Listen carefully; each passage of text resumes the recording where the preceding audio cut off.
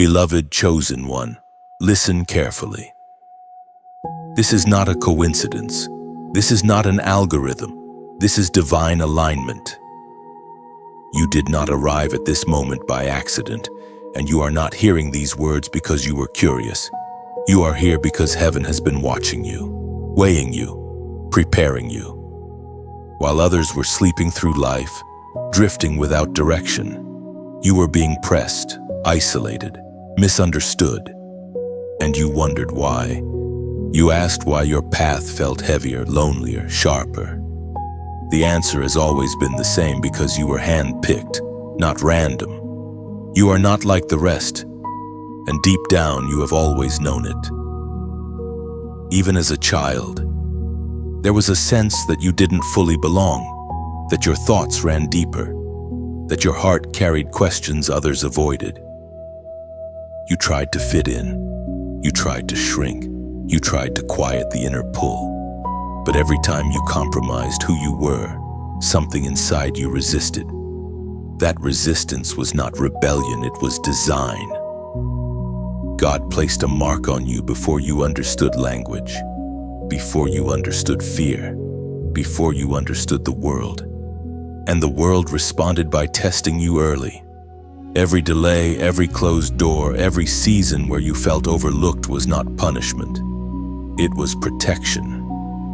Heaven does not rush what it intends to trust. You were hidden on purpose, shielded while your roots grew deep enough to carry the weight of what is coming. And yes, there were moments you almost gave up, moments you questioned whether God saw you at all. But the truth is, He saw you more clearly than anyone else ever could. You have been trained in silence. While others were celebrated publicly, you were refined privately.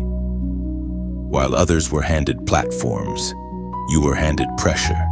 And pressure reveals authenticity.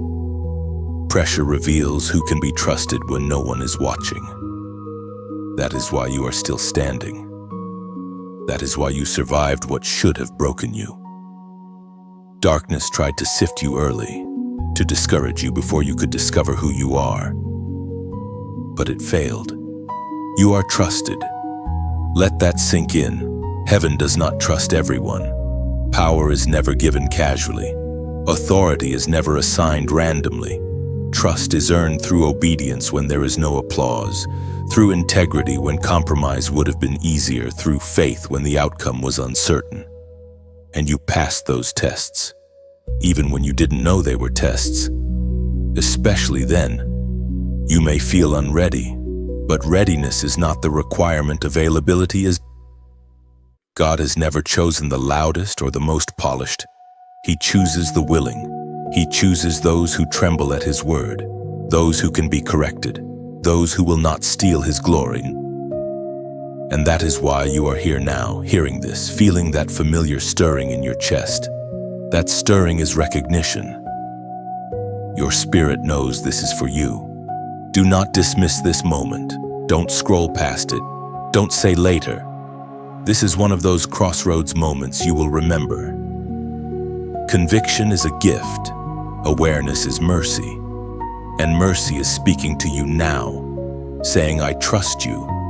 You're the one chosen for this, but not because you are perfect, but because you are yielded. Not because you are fearless, but because you move even when fear is present.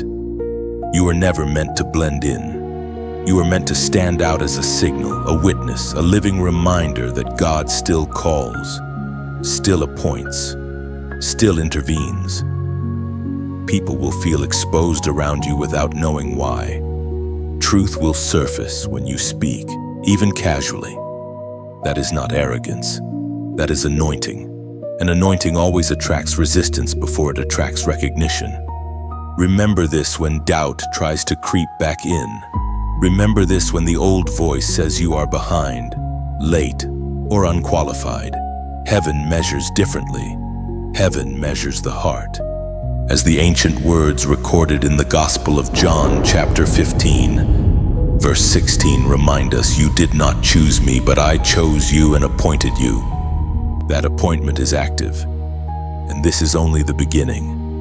If this message resonates with your spirit, take a moment now to like and share this with someone who needs it, and subscribe to stay aligned with what is coming next.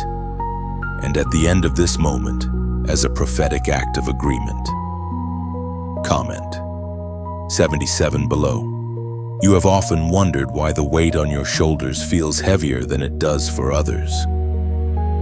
You look around and see people moving through life with ease, laughing freely, untouched by the depths you have been forced to navigate. And for a long time, you assumed something was wrong with you. But hear this clearly now: the weight you carry is proof, not punishment. It is evidence that you have been trusted with more. From early on, life demanded maturity from you before you were ready to ask for it. You were required to understand pain before you were taught comfort. You learned endurance before you learned rest.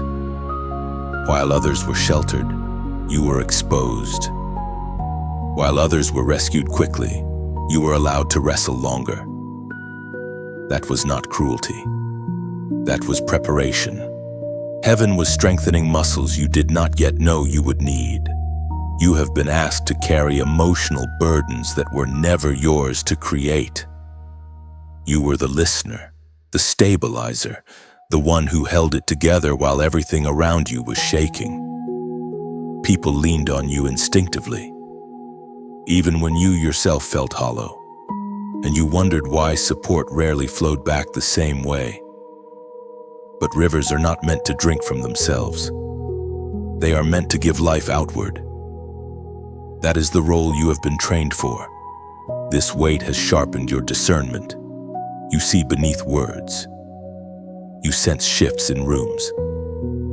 You pick up on what is unspoken. That is why superficial spaces exhaust you. Your spirit was never built for shallow ground. You are wired to operate in depth, in truth, in substance. And depth always comes with pressure. Diamonds do not form on the surface. There were seasons where you asked God to lighten the load, to make it easier, to let you rest like others seem to rest. And sometimes the answer was silence, not because He ignored you, but because the process was still unfolding. Strength that is rushed collapses under real demand, so you were allowed to feel the full measure of the weight, not to crush you, but to expand your capacity. Notice how you didn't quit. Even when you were exhausted, even when you were disappointed, even when bitterness tried to take root, you kept going. That perseverance did not come from personality, it came from calling. There is something anchored inside you that refuses to let go, even when logic says you should. That anchor is not human, it is divine. You have also noticed that the weight intensifies right before clarity arrives. Pressure increases just before breakthrough. Resistance rises just before alignment. That is not coincidence. Darkness always pushes hardest when it senses proximity to purpose. The weight you feel now is not random. It is a signal that something is being positioned, that responsibility is being transferred, that authority is being activated. But weight also reveals priorities. It exposes what cannot travel with you into the next season. Some relationships weakened under the pressure, some identities cracked, some habits lost their grip. You grieved those losses, but they were necessary. You cannot carry destiny and distraction at the same time. The heavier the calling, the lighter the baggage must become. There were moments you felt alone in the weight, as though no one truly understood what you were holding. And in a way, that is true. Not everyone is meant to understand. Some assignments are solitary by design, not to isolate you permanently, but to keep the work pure. Too many voices too early can dilute obedience. So God shielded you in solitude, teaching you to lean on Him rather than consensus. This weight has also taught you compassion. You do not judge quickly. You recognize hidden battles. You move gently with people because you know what it means to smile while carrying storms inside. That compassion will be critical in what lies ahead. Authority without empathy becomes tyranny. Power without love becomes destruction. You have been trained differently. Do not resent the weight. Honor it. It is the evidence that you are being entrusted, that your capacity has been tested and expanded.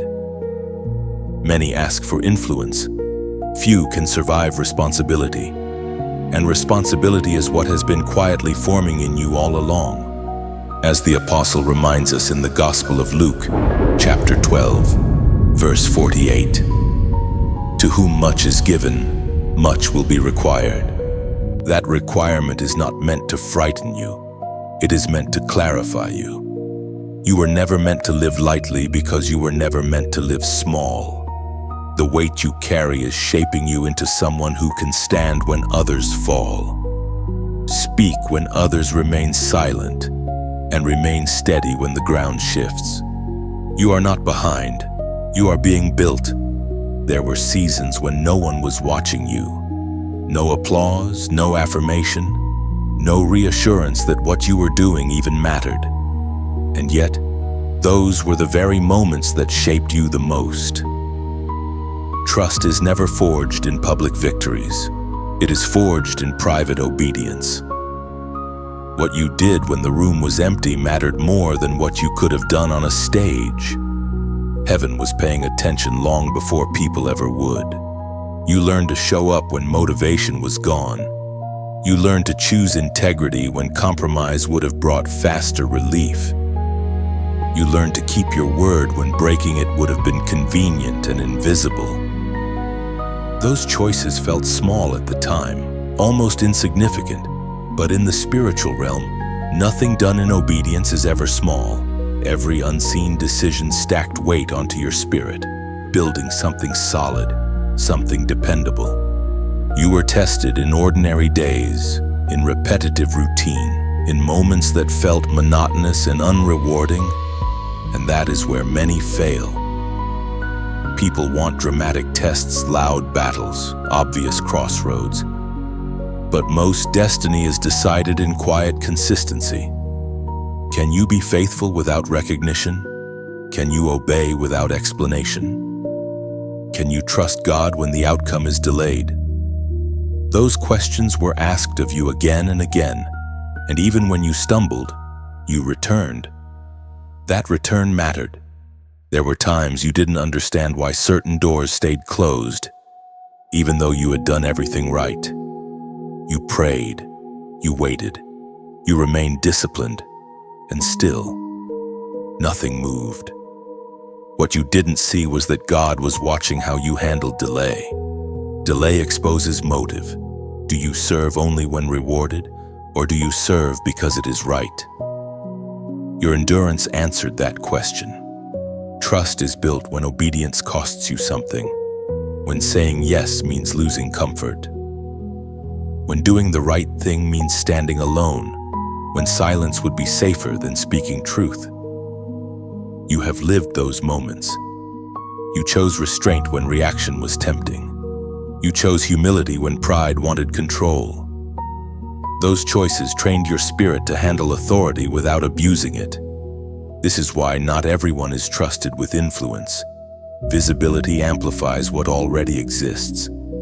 If character is weak, exposure destroys. So God hid you until your inner life could sustain outer weight. He allowed the fire to burn slowly, deeply, purifying motives you didn't even know were there. Fire doesn't just test strength, it reveals composition. You may remember moments when you almost compromised, almost quit, almost retaliated, almost took a shortcut, and maybe no one else would have known, but you would have known, and more importantly, God would have known. Trust between you and Him was being established. That trust is relational, not transactional. It is not built on perfection, but on repentance, surrender, and consistency. Notice how your discernment sharpened during those years. You learn to hear God without noise. You learn to distinguish conviction from condemnation. You learn to wait instead of forcing outcomes. That restraint is rare. Many rush ahead of God and then ask Him to bless what He never authorized. You learn to walk with Him instead of dragging Him behind your plans. This is why greater responsibility is coming your way. Not because you demanded it, but because you proved you could be trusted without it. Heaven does not promote ambition, it promotes faithfulness. And faithfulness looks boring to the world, but it is priceless in the kingdom. Even now, trust is still being refined. You are learning that obedience does not always feel powerful. Sometimes it feels small, repetitive, even invisible. But every act of obedience strengthens spiritual muscle. When the moment comes that requires courage in public, you will not have to think about it. You will simply respond, because you have already practiced obedience in private. As the ancient words recorded in the Gospel of Luke, chapter 16, verse 10 declare, "Whoever is faithful in little will be faithful in much." That much is not just influence. It is impact. It is responsibility over lives, over truth, over moments that matter eternally. And you are being trusted with it because you did not despise the little things. Before you move forward, anchor this truth in your spirit. If this resonates, write "I stay faithful" in the comments. This is not just a statement, it is a decision. It means you choose consistency over applause, obedience over ease, and trust over control, even when no one is watching. What you have been building in secret is about to stand in the open. You are standing in a moment that feels quiet on the surface, but heavy in the spirit. Nothing dramatic may be happening outwardly, yet inwardly everything is shifting. This is the kind of moment people overlook and later regret. Heaven is watching your next move, not with suspicion but with intention. This is a crossroads season where small decisions carry permanent direction. You may feel the tension without fully understanding it. A restlessness you can't shake, a pull to act paired with a hesitation to move. That tension is not confusion, it is awareness. Your spirit recognizes that delay now has a different cost than delay before. Earlier seasons allowed room for wandering, for learning through detours. This season is different. The margin is thinner because clarity has increased. You are no longer choosing blindly. You know what is right. You know what is misaligned. You know which habits drain you and which disciplines strengthen you. And because you know, responsibility increases. Ignorance once softened the consequences. Awareness removes that covering. This is why obedience now feels heavier than it used to. You are accountable to what has been revealed. Heaven is not rushing you, but it is inviting you to move with intention. Indecision is still a decision. Silence is still a response. And neutrality is no longer neutral when truth has already been shown. This is not meant to frighten you. It is meant to focus you. Clarity is a gift, even when it demands change. You may notice that distractions are louder than ever, old temptations resurfacing, familiar comforts calling your name. These are not coincidences, they are tests of alignment. Not everything that feels good is safe, and not everything that feels heavy is harmful. Some weights are assignments. Some pressures are confirmations that you are close. There is also a deeper invitation here: trust. Not the passive kind, but active trust that moves your feet. Trust that obeys even when the outcome is not guaranteed. Trust that says, "I will step forward without needing full explanation." This kind of trust separates observers from participants. Many watch purpose from a distance. Few step into it when the cost becomes real.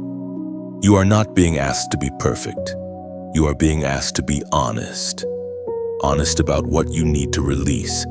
Honest about where you have delayed out of fear. Honest about where you have outgrown your current patterns. Growth requires mourning what no longer fits, and that grief is valid. But it cannot be allowed to anchor you. This is also a moment of spiritual visibility. What you choose now sets a tone not just for you, but for those connected to you. Others are watching how you move, even if they never say it. Your obedience gives permission. Your courage creates pathways. Your hesitation does the same. Leadership often begins before the title arrives. You may feel unqualified for this level of consequence. That feeling is not disqualification. It is humility. Those who are reckless with influence rarely feel its weight. You feel it because you care, because you understand that choices echo, and heaven honors that awareness. Do not wait for perfect conditions. They rarely come at turning points. Faith is not built on certainty. It is built on direction, and direction has already been given. What remains is movement. One step aligned is better than 1,000 steps imagined, as was spoken in the sacred text of Joshua, chapter 24, verse 15. Choose this day whom you will serve. That declaration was not poetic, it was practical. It demanded a decision in real time, not someday, and it still does. Every season asks a question. This one asks for commitment. If this message has helped bring clarity or steadiness to your spirit, consider supporting its reach in a simple way by liking or sharing it with someone who may be standing at their own crossroads. And if you feel aligned with this path, staying connected by subscribing ensures you won't walk future moments alone. What you choose next does not require perfection. It requires courage. And you have already proven you carry that. Stand steady. Move forward deliberately. Heaven is watching not to judge you, but to partner with you. There is a reason your presence unsettles certain rooms. A reason conversations shift when you speak. A reason truth seems to surface without you forcing it. You carry light that cannot be hidden, and light has always been dangerous to darkness. This is not new. This pattern was revealed clearly through the life of Jesus himself. When Jesus walked the earth, he did not announce himself with noise or force. He did not seek attention, yet attention followed him. He did not expose darkness aggressively, yet darkness reacted violently to his presence. Simply by being who he was, systems trembled, religious leaders grew uneasy, hypocrisy surfaced, hearts were revealed. Light does not need permission to shine, it only needs space. Jesus often withdrew to quiet places, not because his light dimmed, but because the weight of what he carried required alignment. And still, no matter how much he retreated, his light could not be contained. The more he walked in truth, the more people were drawn or offended. Some followed him to transformation, others plotted his destruction. That is always how dangerous light is received. You see this same pattern emerging in your own life. You are not loud, yet you are noticed. You are not confrontational, yet people feel confronted around you, not because you accuse, but because light reveals. It shows what is real and what is false, and many are comfortable with darkness as long as it is familiar. Light disrupts comfort. Jesus healed on the Sabbath, not to rebel, but to reveal. His actions exposed how far tradition had drifted from compassion, and instead of celebrating healing, some leaders chose offense. Why? Because light threatened control. Darkness is not always evil in appearance. Sometimes it looks like order, routine, and familiarity. But light tests everything it touches. You may have wondered why certain people distance themselves from you without explanation. Why your growth triggers resistance instead of support. Why honesty costs you more than silence ever did. This is not because you are doing something wrong. It is because light creates decision points. People must either step closer or step away. Jesus never chased those who left. He let light do its work. He understood that forcing revelation creates fear, not transformation. Instead, he remained consistent, gentle, uncompromising. And over time, those who were ready found their way back. Those who weren't revealed themselves. There was a moment when Jesus said plainly that light had come into the world, but people loved darkness instead. That statement was not condemnation. It was diagnosis. Light reveals desire. It shows what people truly want. And this is why your discernment feels sharper now. You are learning not to personalize rejection that is actually resistance to truth. Your light is dangerous not because it is aggressive, but because it is steady. Flickering light can be ignored. Consistent light cannot. It removes hiding places and it dissolves illusions. It exposes motives. And exposure always precedes either repentance or rebellion. Both are responses. Neither is your responsibility to control. Jesus trusted the Father with outcomes. He focused on obedience, not approval. That is the model you are being invited into.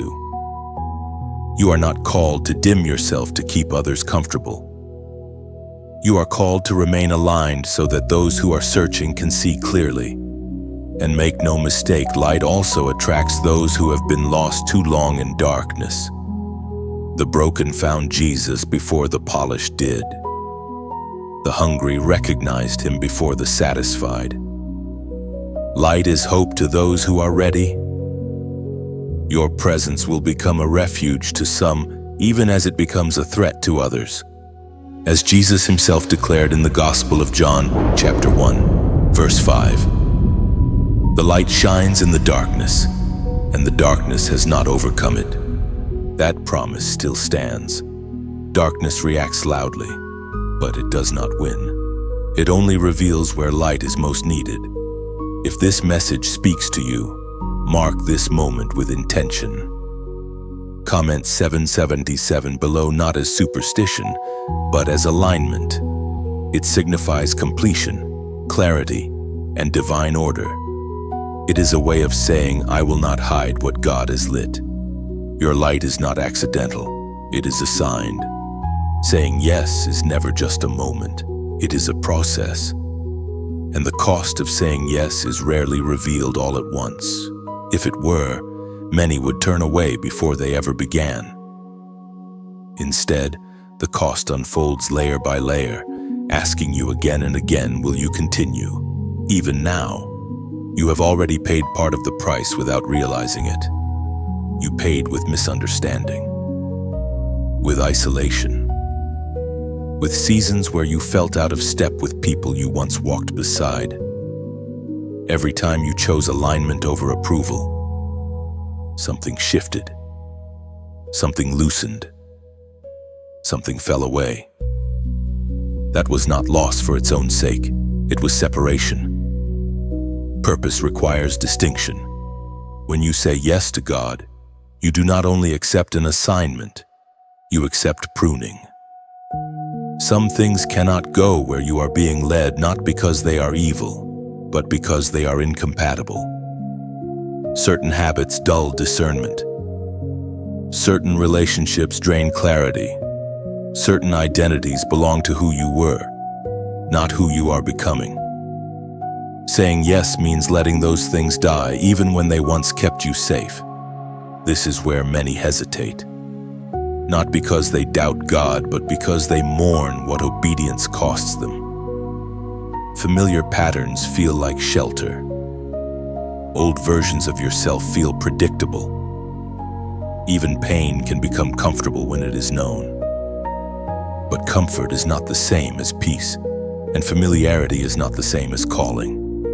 You have already felt this tension, moments when you sensed you could not return to who you used to be, but had not yet fully stepped into what comes next.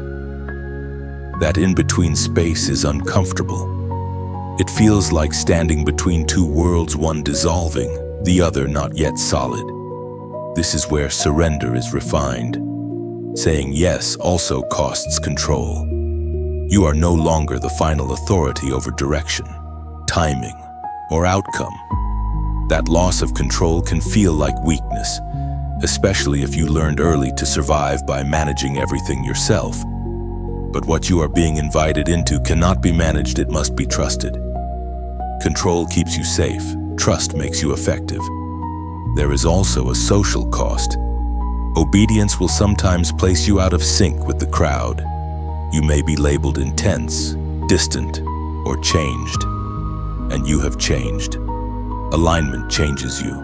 Your values shift. Your tolerance for noise decreases.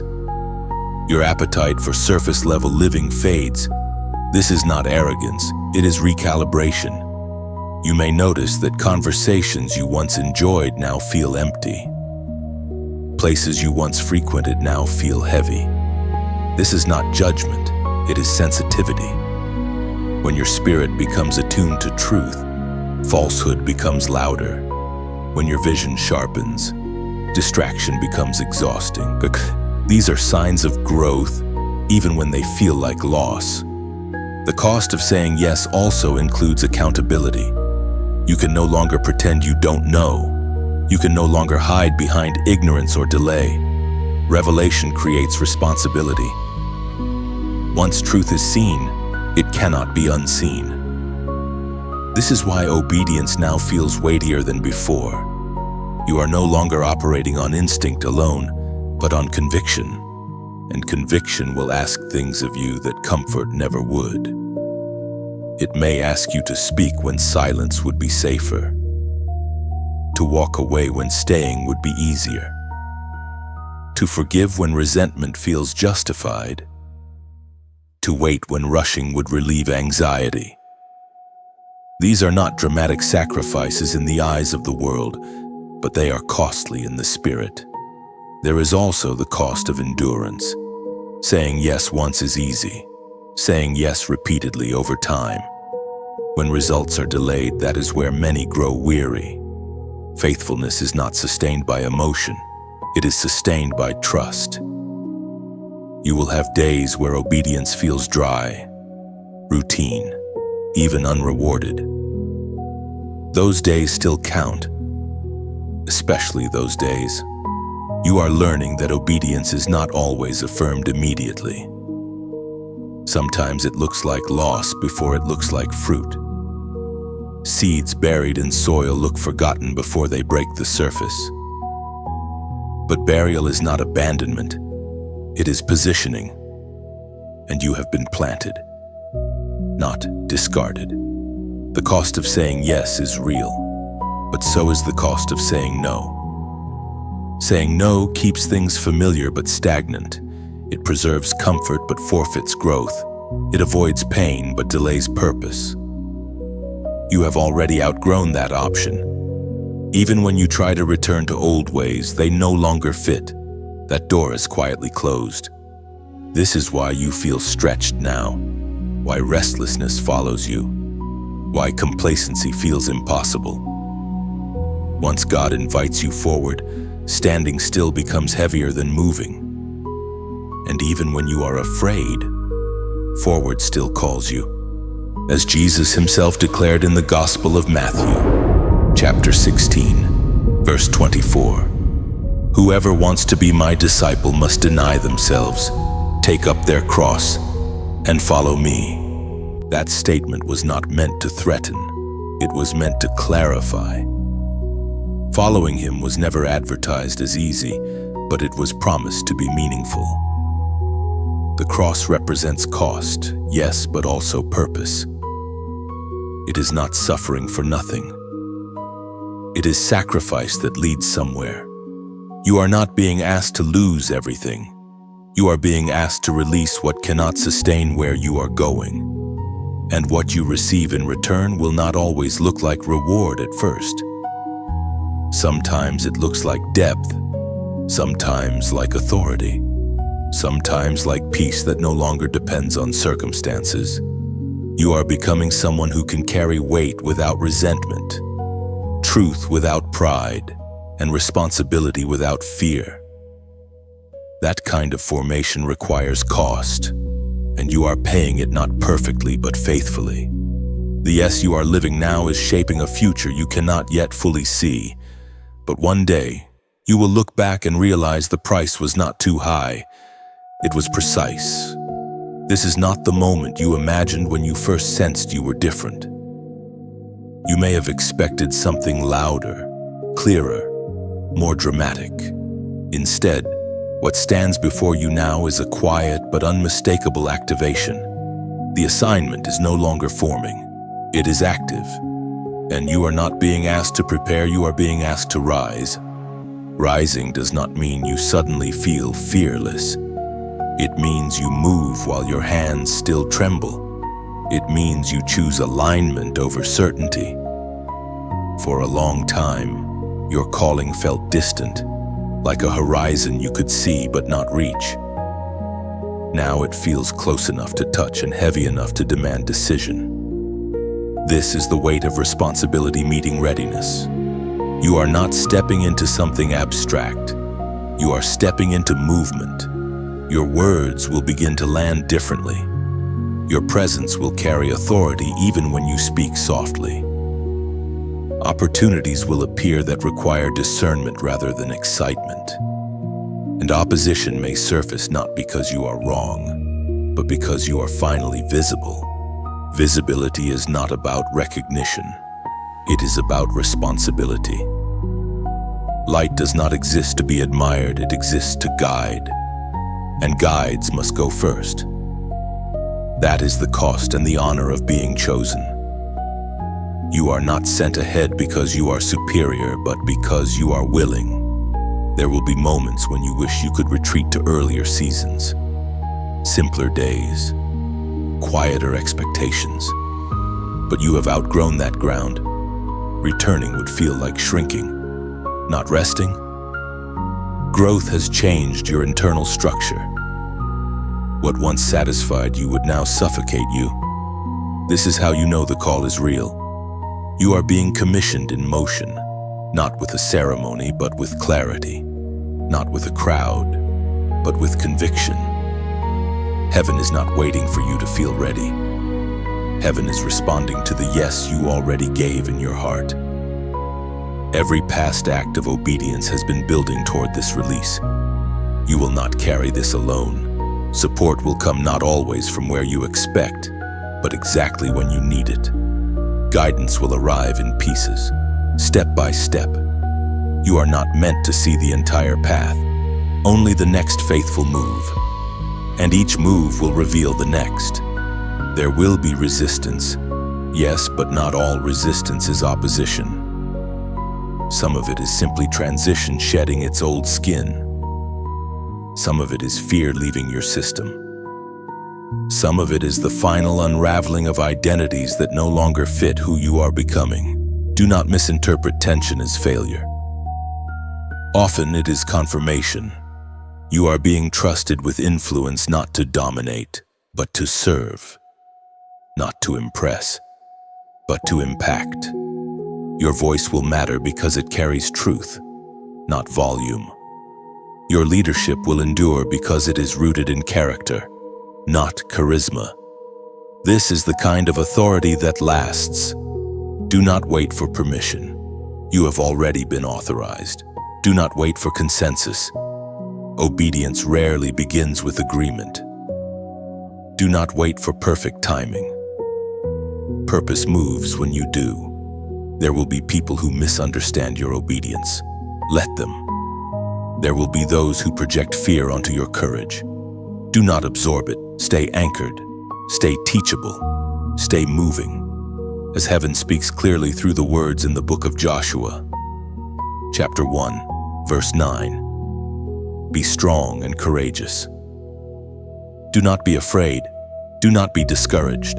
For the Lord your God will be with you wherever you go. That promise is not symbolic. It is operational. It applies to your steps, your decisions, your conversations, your courage. Wherever you go next, you do not go alone.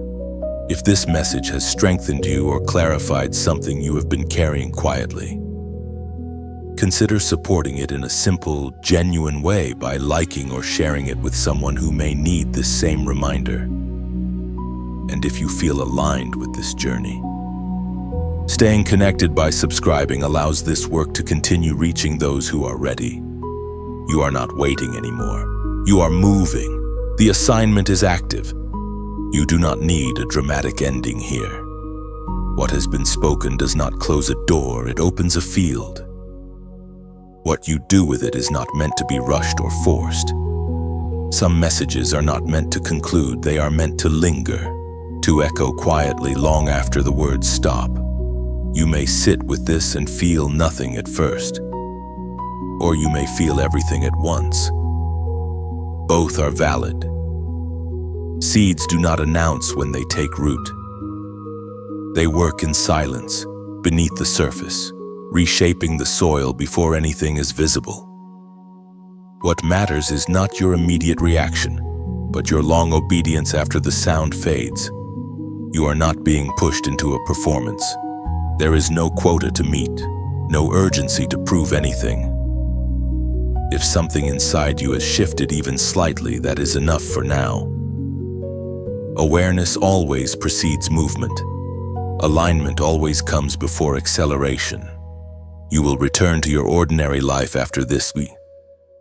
The same rooms, the same routines, the same responsibilities.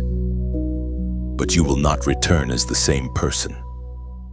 Something has been named, something has been clarified, and once clarity arrives, you cannot unsee it. You will notice where your energy flows more cleanly and where it drains.